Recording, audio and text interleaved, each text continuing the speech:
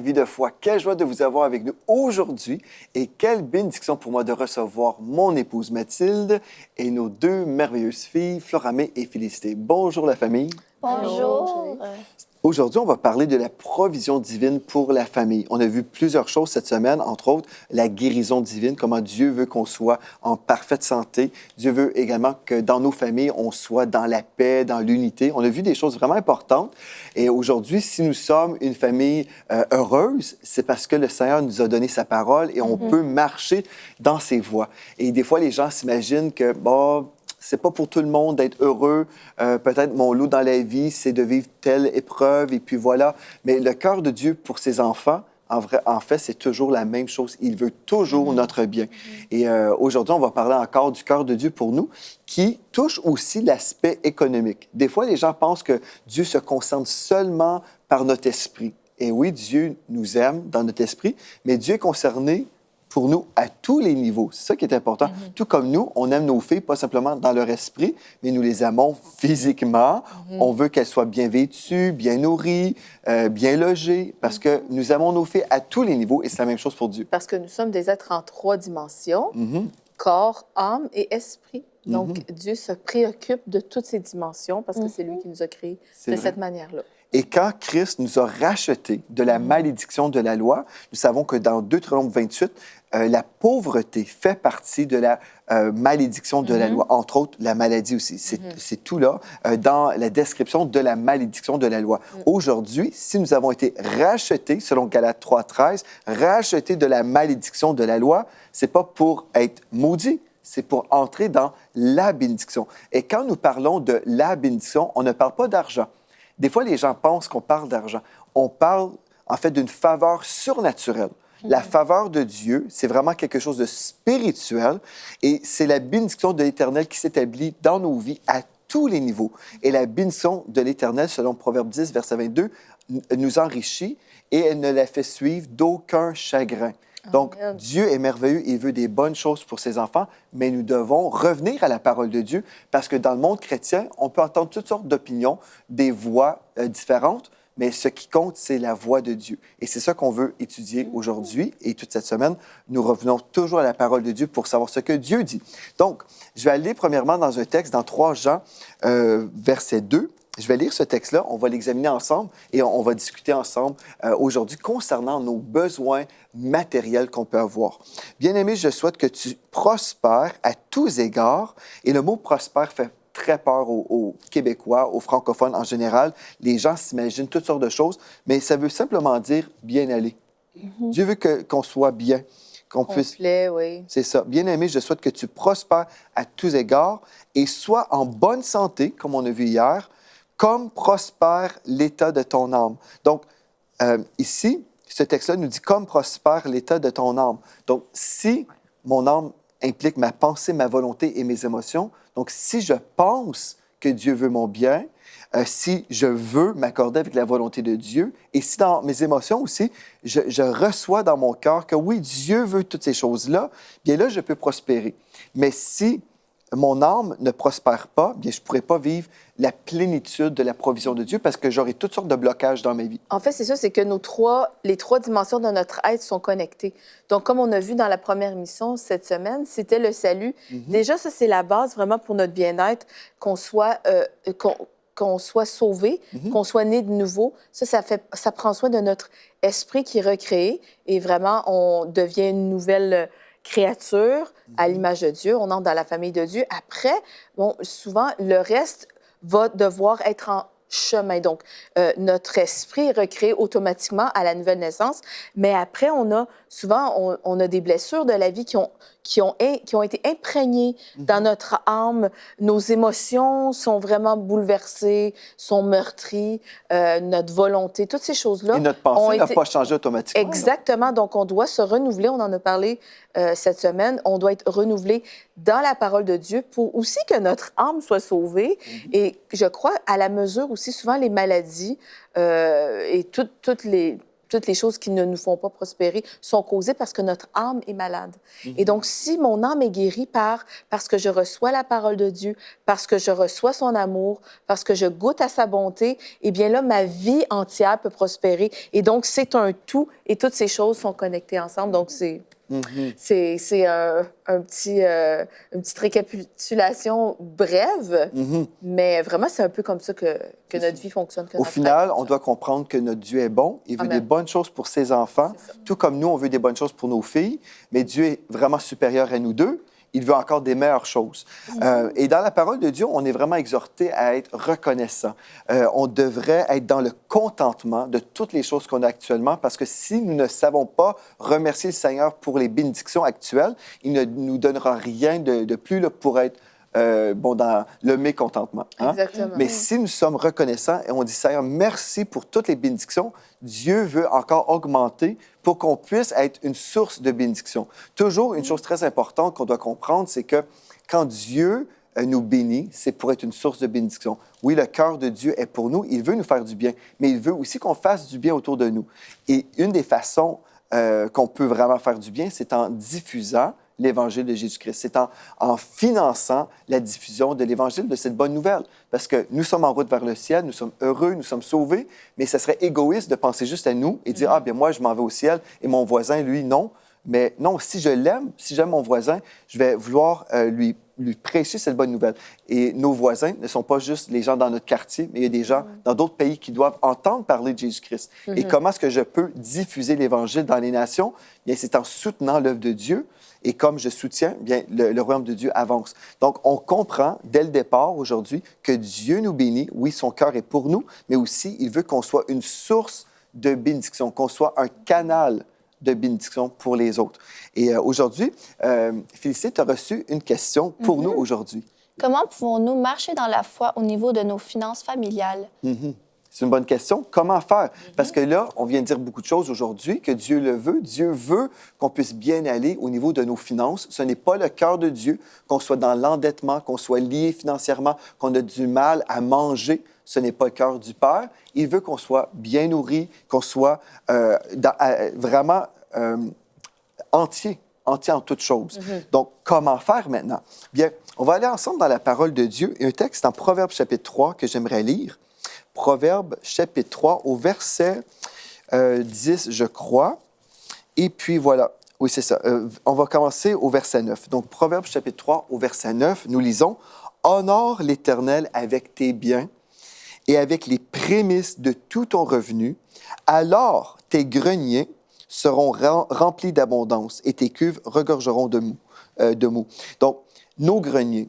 Bien, de nos jours, quand on parle de grenier, on ne sait pas vraiment qu'est-ce que ça veut dire. Pour nous, chez nous, dans notre grenier, il est absolument vide, parce qu'on ne se sert pas de notre grenier. Mais à l'époque, on mettait la semence à semer au printemps. On mettait la semence dans les greniers. C'était nos réserves. C'était comme les comptes bancaires. Aujourd'hui, quand on fait des économies, on met notre argent à la banque. Mais à l'époque, c'était pas comme ça. C'était différent. On mettait nos semences dans le grenier. Et Dieu nous dit, honore l'Éternel avec tes biens. Avec tes biens. Pas simplement de notre bouche, pas simplement en louant le Seigneur à l'Église, mais avec nos biens. Et avec les prémices de tout ton revenu. Alors, il va y avoir une conclusion. Là. Alors, tes greniers ou tes économies ou ton compte bancaire sera rempli d'abondance. Donc, nos greniers seront remplis d'abondance. Mais tout ça est possible, c'est vrai, si j'honore le Seigneur. Et pour vous, mes filles, on vous a déjà enseigné sur comment honorer le Seigneur. Est-ce que vous avez une idée comment on pourrait encourager les gens à la maison? Comment honorer le Seigneur avec nos finances? Premièrement, je dirais par la dîme, donner sa dîme. Qui est 10 de nos revenus.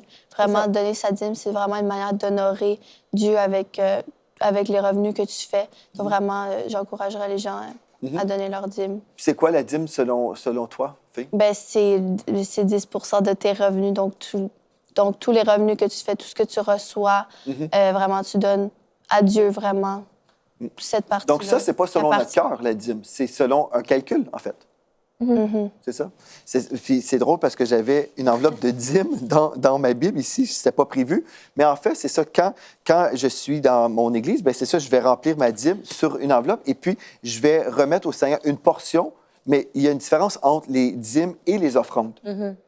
Oui, c'est ça. En fait, c'est que la dîme va faire en sorte que ça prend soin de la maison de Dieu. On voit ça, c'est avant la loi, pendant la loi et après la loi. Donc, c'est pas quelque chose de...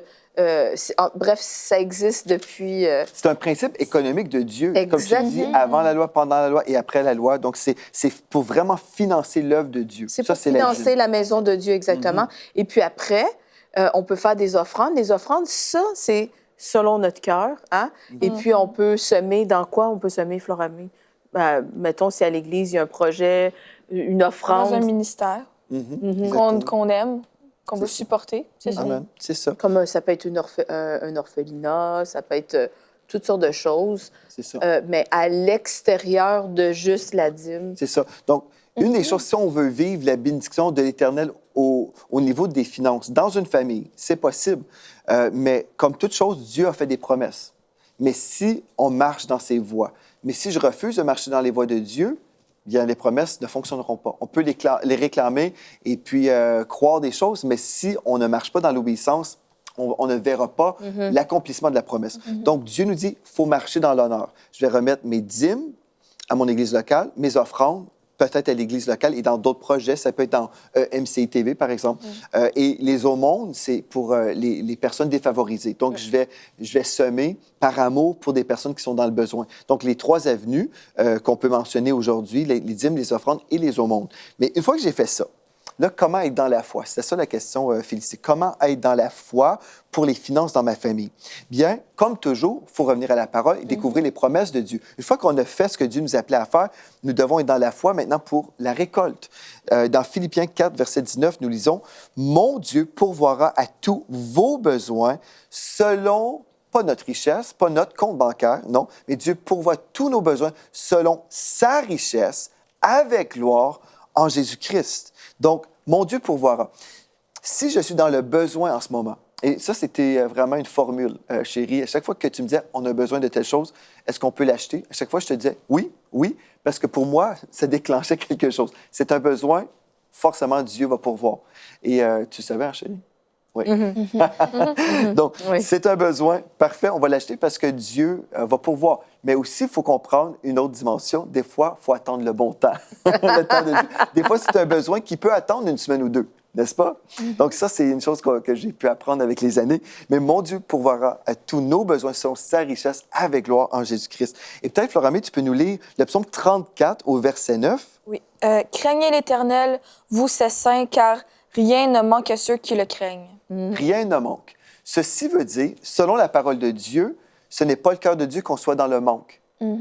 Si j'ai du mal à manger, si j'ai du mal à nourrir ma famille, si vous êtes à la maison et puis vous êtes là devant une situation où vous avez même de la difficulté à payer vos comptes, vous devez fermer l'électricité parce que vous n'avez pas les moyens, sachez que Dieu ne veut pas ça pour vous. Il veut vraiment vous combler à tous les niveaux pour que vous puissiez payer vos choses, mais en avoir en abondance pour être capable d'être une source de bénédiction pour les gens autour de vous. Donc, enlevez les fausses croyances qu'on a entendues dans le corps de Christ. Dieu veut prendre soin de tous vos besoins. Donc, aujourd'hui, comme on est en famille, on croit, on l'a expérimenté dans notre vie, Dieu pourvoit toujours à tous nos besoins. Amen. Mais aussi, le texte nous dit, selon sa richesse, avec gloire en Jésus-Christ. J'aimerais ça faire une parenthèse par rapport à ça, chérie. C'est que souvent, les gens disent, vous avez sûrement déjà entendu ça, les filles, « Ah, ben moi, je suis satisfaite si j'ai assez pour combler mes besoins et ma famille. » En fait, bon, ça peut paraître très humble, mais en fait, ça nous limite. Et ça limite Dieu parce que si j'en ai juste suffisamment pour moi, juste assez pour ne pas souffrir du manque, mais juste assez, eh bien, je n'ai pas dans l'abondance parce que Jésus est venu nous donner la vie en abondance, mais Dieu nous appelle à financer son royaume. Dieu nous appelle à prospérer pour un but précis, pour justement être capable que ce ne soit pas les païens qui aient l'argent, qui financent les casinos, la pornographie et toutes ces choses-là, mais si les chrétiens si les enfants de Dieu ont la prospérité, nous, on peut financer, on peut bâtir des églises, on peut financer des écoles bibliques, on peut peut financer des œuvres bonnes qui édifient et qui servent à l'avancement du royaume. Donc, et c'est certain, encore moins que Dieu ne se plaît pas dans la souffrance, dans le manque de ses enfants, parce que autant que nous, on ne souhaite pas vous voir souffrir de la faim, de la nudité, de la pauvreté, le cœur de notre Père est encore bien meilleur que le nôtre. Amen. Encore bien meilleur que le nôtre. Le texte nous dit, celui qu'on vient de lire, le psaume 34, verset 9, « Rien ne manque à ceux qui le craignent. Mais encore une fois, quand on parle de crainte, on parle d'une révérence pour Dieu. On veut honorer Dieu. Donc, si vous placez vraiment les intérêts de Dieu, premièrement, vous cherchez premièrement le royaume de Dieu et sa justice en priorité. Là. Premièrement, vous cherchez Dieu, vous le craignez, vous avez cette révérence pour votre Dieu, bien là, vous pouvez croire et déclarer de votre bouche, rien ne manque à ceux qui le craignent. Seigneur, je te crains, Seigneur, je marche dans l'honneur envers toi et je déclare sur ma vie, à partir d'aujourd'hui, rien ne me manque. Et dans le psaume 23, au premier verset, peut-être, Félicité, toi, tu peux nous lire ce texte-là. L'Éternel est mon berger, je ne manquerai de rien. Encore une fois. Oui, je ne manquerai de rien. Pourquoi ça? Parce que Dieu, l'Éternel, est mon berger. Mais peut-être aujourd'hui, vous êtes là et puis vous avez toutes sortes de défis. Bien, on veut prier avec vous et que la main de Dieu vienne sur vous pour vous restaurer. Nous croyons vraiment que Dieu nous guérit physiquement, mais Dieu veut aussi guérir votre portefeuille. Oui, parce que Dieu ne veut pas que vous soyez dans le manque. La Bible est très claire. L'Éternel est mon berger, je ne manquerai de rien. Mais voulez-vous le recevoir dans votre vie, dans votre maison, dans votre famille, pour que vos enfants aussi puissent bien aller, pour que vos enfants puissent avoir tous leurs besoins rencontrés, pour que vous soyez aussi en mesure d'être une source de bénédiction autour de vous. Mais aujourd'hui, vous avez besoin d'une touche du Seigneur pour vraiment recevoir cette révélation. Et ma fille, notre fille, Floramé, a chanté un chant merveilleux qui nous parle justement « Viens toucher ma vie, Seigneur, viens toucher ma vie ». Et on va l'écouter maintenant, ce chant merveilleux. Et je veux vous inviter, pendant ce chant, positionnez-vous dans la foi pour recevoir votre percée comme Dieu vient toucher votre vie.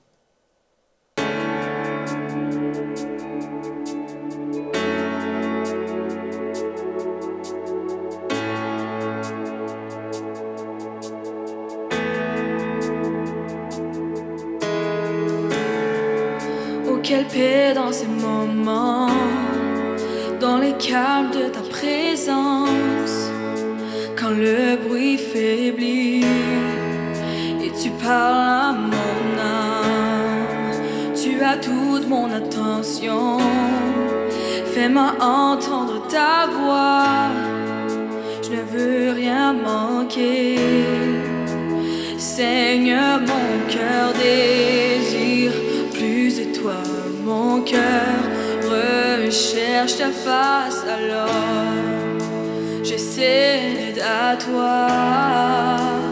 Tout en moi est ému par ton amour, captivé par qui tu es. Conduis-moi à te connaître plus encore. Je veux m'approcher de toi, laisser mes peurs derrière moi. Seigneur, viens toucher ma vie à nouveau. Oh, oh, oh, oh, oh,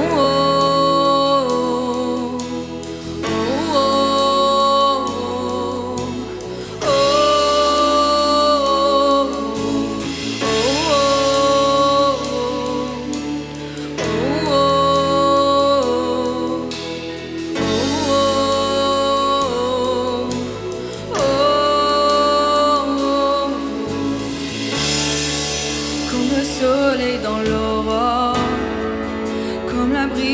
dans la nuit, ta paix me restaure, tu me donnes la vie. Il n'y a aucune hésitation dans ton amour, ton affection, rien n'est comparable. Seigneur, mon cœur désire plus de toi, mon cœur cherche ta face, alors je cède à toi.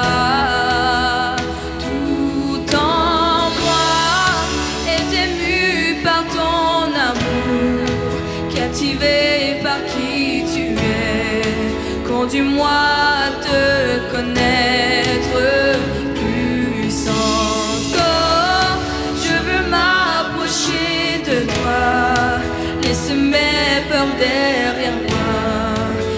Seigneur, viens toucher ma vie à nouveau. Oh, oh, oh, oh, oh, oh,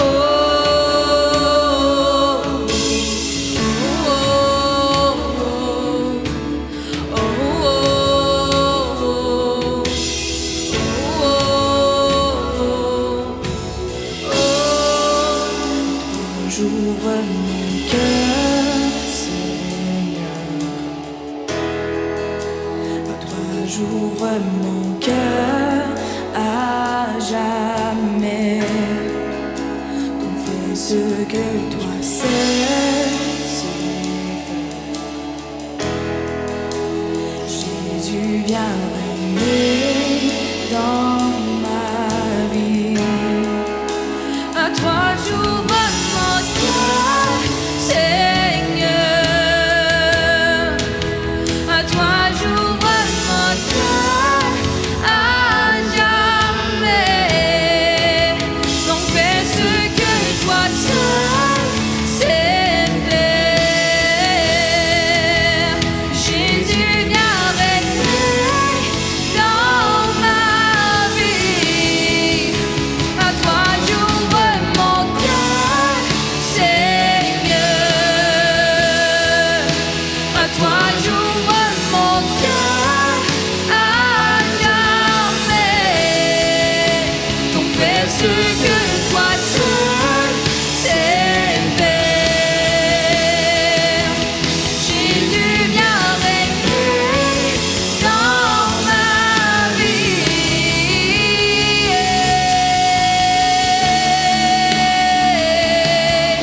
Na na na na na na na.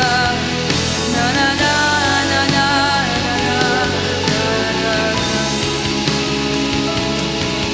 na na na na na. Na na na na na na na. Na na na na na na na. Tout en moi est ému par ton amour, captivé par qui tu es. Conduis-moi à te connaître plus encore. Je veux m'approcher de toi, laisser mes peurs derrière moi. Seigneur, viens toucher ma vie à nouveau. Oh, oh, oh, oh,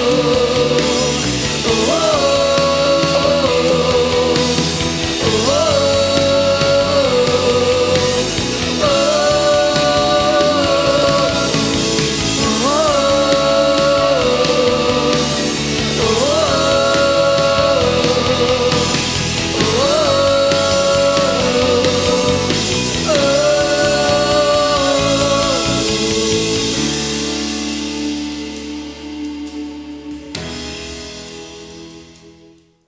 Gloire à Dieu. On a parlé aujourd'hui de finances, mais vous savez, le chant que ma fille Floramé a chanté, que notre fille Floramé a chanté, nous parle en fait du règne de Christ. Viens régner dans ma vie.